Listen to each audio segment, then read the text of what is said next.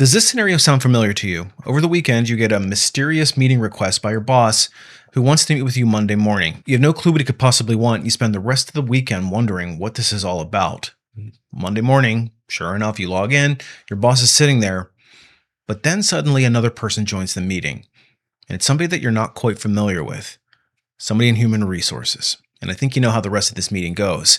And as the human resources rep goes through all the terms and the conditions of the separation agreement, you kind of zone out, not quite hearing what they're saying, but rather you're panicking and you're thinking, I cannot believe this is actually just happening to me. But it is happening to you, and it's understandable that you might not be hearing everything you need to hear. So in this video, we're going to break down what you should be doing in the first week after you learn that you've lost your job. Hey everybody, welcome back to my channel. If you're new here, my name is Brian. I'm the founder of A Life After Layoff, a career strategist and a corporate recruiter, and I've made it my mission to demystify how job search and careers work at major corporations. So if this kind of content interests you, make sure you hit the subscribe button. I'd like to thank FSA Store, where everything's eligible, for sponsoring this video. So the first thing that most people end up doing as they learn that they've lost their job, oftentimes directly at the end of the call, they start updating their resume and feverishly start applying to positions. They don't know what they're doing. They haven't even updated their resume, and frankly, they're in shock. We're going to call a timeout and reframe week one because we're not in job search mode just yet, but rather we're in triage mode. We have to stop the proverbial bleeding and get an idea of what's actually happening right now and things that we need to address immediately. Then we'll move on to job search. Now, here's the part that your human resource department is almost certainly not going to explain to you when they're going through the severance agreement that's right in front of you. As they're talking, it's probably more like, that Charlie Brown cartoon where you can kind of hear this mumbling in the background as you're going through the separation agreement and they're talking through all the different things. You're thinking to yourself, why the heck did I get selected? Was it something that I did? Was my performance poor? I did pretty well in my last performance appraisal. Why did they choose me? What's going on now? All the while, they're going through the severance agreement pretty quickly because ultimately they want you to sign it. And the reason why they offer severance and ask for your signature at the end is because when you sign it, it usually comes with some very specific terms, specifically that you won't sue them at a future date. Trust me, it's not because they're being generous. There's always something in it for them. And there's usually some sort of pressure that you feel in order to sign it and execute it quickly. They may dangle some extra terms, few extra weeks of salary, maybe some benefits or some bonus payout or some lump sum that they're going to give you. And oftentimes it includes a continuation of benefits for a certain period of time. And they're going to act like it's in your best interest to immediately sign it so that you can continue all of these things, that they're doing you some sort of favor. But you have to pump the brakes here, read it very carefully. Don't sign anything on the spot. You want to have it carefully considered and potentially by a labor attorney in your area. If you're over the age of 40, there is a federal law called the Older Workers Benefit Protection Act, or the OWBPA, and it specifically exists so companies can't rush older workers into signing their rights away. Now, here's what it actually requires. If it's just you're the only one that's impacted by this particular layoff, and you have an individual severance agreement, they legally have to give you at least 21 days to review it before you sign. But if it's part of a group layoff, in other words, there's more than one person over the age of 40 losing their job at the same time, that clock actually jumps to 45 days. So it buys you time to be able to look at the severance agreement very carefully and consider the impact. Now, that clock doesn't start whenever they hand it to you and say, take your time, read through it. If you have any questions, let us know. It actually starts the date of their final offer. So if they come back to you and they change the terms on you, that actually resets the clock. In other words, the whole 21 days or 45 days, depending on which bucket you're in, starts over. Now, even if you sign it, you still have 7 more days that you can change your mind. You can revoke it entirely, and there's no penalty for that either. But unfortunately, if you're under the age of 40, none of this federal protection actually applies to you. However, some states do have their own versions of it, so it is well worth at least checking to see what the state statutes are where you live. But there is something that people get wrong about what's actually being rushed, and it's usually not your health coverage. So you have COBRA rights, and if you're not familiar with what COBRA is, it's a continuation of benefits. You have COBRA rights the second you lose your job, whether it's signed or not, and that's part of federal law. It applies to everybody. But what they're actually dangling is usually some sort of a COBRA subsidy, meaning that they're going to help pay for the premium for a few months, and then that piece typically doesn't kick in until you sign it. So the real pressure isn't sign or you lose your insurance. The real pressure is sign or pay full price for insurance you already had the right to. There is a big difference though, and we're going to talk a little bit more about how COBRA works in a minute. Now, quick pause here. This part of the video is sponsored by FSA Store. So here's something that connects straight to what we're talking about. When a company is deciding whether they're going to push you out or wait for you to leave on your own, they're not just weighing your salary. They're weighing your benefits too. And there's one account that most people completely forget about until their funds have expired. Your FSA. If you lose your job or the plan year ends, whatever is sitting in that account can just go back to your employer or now former employer. In other words, just simply gone.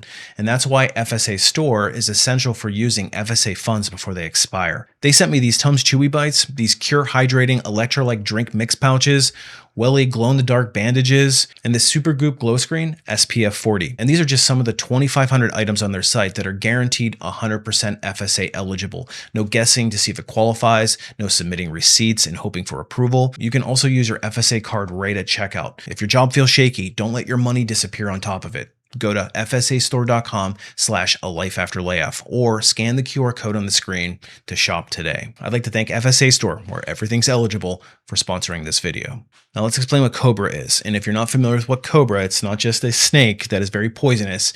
It's actually a continuation of benefits here in the United States. Companies are required to offer you a continuation of the same benefits that you enjoyed while being gainfully employed for a certain period of time. Now there's a little bit of an asterisk here because it probably sounds better on paper than it is in practice. The company has to provide you the same benefits on the same programs that they offer their regular employees, but it's at your cost. That means that they're going to hand over the entirety of what they pay, both portion that you pay and the portion that the company paid, back onto you. So that means you're 100% responsible for the total cost of the benefits program. In a lot of cases, it's going to be cost prohibitive. But regardless, for those of you who have doctors that you can't afford to lose, or maybe you're in the middle of a treatment regimen that you need to stay on, COBRA could be a viable option in that regard. And oftentimes the benefits that you enjoyed with your company are better than what you could find on the open market. So it may or may not be worth looking into. Now you have 60 days to elect the latter of the coverage, either the loss or the notice of loss, and 45 days more to pay once elected. However, it is retroactive. So in other words, you have at least 60 days past the point of notice to sign up for it. So you can see whether or not you're going to get back to work quickly. You can go off and shop your own insurance, and you still know that you have coverage if you need it. But if you do decide to sign up for it, and say you sign up for it at 60 days, you have 45 more days to pay for it. However, you have to pay for it retroactive back to day one. So that means you're going to get hit with a pretty significant chunk of benefits cost that's due. During the same 60-day period for COBRA, you also get a special enrollment period that opens up on the government healthcare marketplace. And this is a chance for you to shop other plans that might be cheaper. Now, there used to be some pretty significant subsidies depending on what your income was, but unfortunately in 2026, those have lapsed. So a lot of people have found the very hard way, myself included, that marketplace premiums are pricier than they've been in the last few years. We're hoping that something changes there, but as of right now, it's pretty brutal. You may be eligible, depending on which state you live in, to sign up for their state-sponsored Medicaid program. In Tennessee, it's called TennCare, and there is a very real possibility that you could get your healthcare coverage subsidized at 100% in some cases. So it is well worth at least checking to see if you qualify. Now, some other things to round out the triage list that we want to focus on in the first week. Unemployment.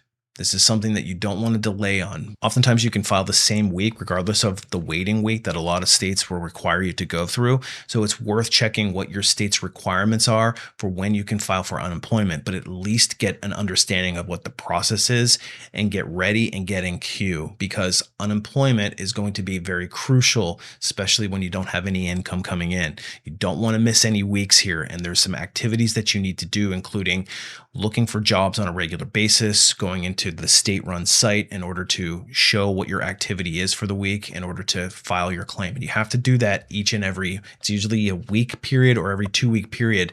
And if you don't file for it, you likely won't get paid out for that period of time, and it's almost impossible to get that money back. And in order to make the process of unemployment smoother, it's worth asking your human resource department if they'd be willing to provide you with some sort of document that would show that you weren't terminated for cause. That usually just helps you get through the unemployment process and filing without having any interruptions. And finally, you want to make sure that you understand when the final paycheck and any bonuses and payouts of vacation, etc., are due to you, because it's a lot easier to get get that information when you have a human resources person on the phone, hopefully showing some level of empathy rather than trying to chase them down a week or two later.